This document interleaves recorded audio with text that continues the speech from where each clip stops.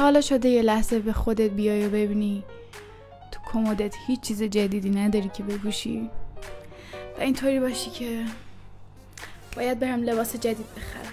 اما نه، اشتباه نکن، به لباس جدید احتیاجی نداری. چرا؟ چون که همیشه یک بابا داری که لباساش اندازت میشه.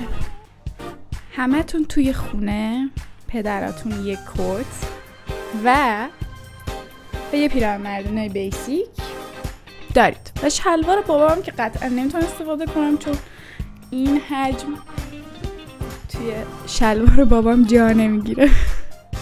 به نظرتون خوب میشه؟ به نظر من که خوب میشه. خودش از چه برندی راستی؟ راهبر.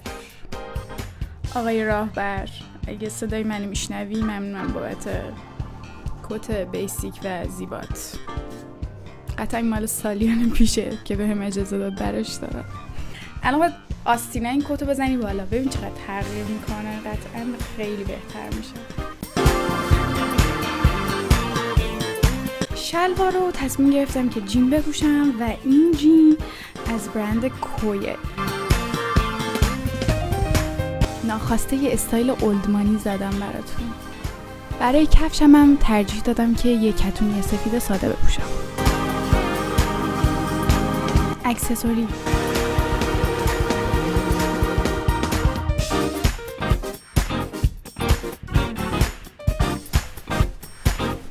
این اپولش نمیذاره کیفم بیاد روشونم. یکی بیاد بریم بیرون سریع.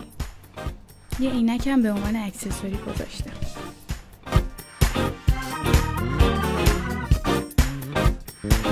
لباساتون رو به هم دیگه قرض بدین، از لباس مامان، بابا، خواهر، برادرتون استفاده کنید و مواظب خودتون باشید و همدیگه رو بیشتر دوست داشته باشید. خدافظ.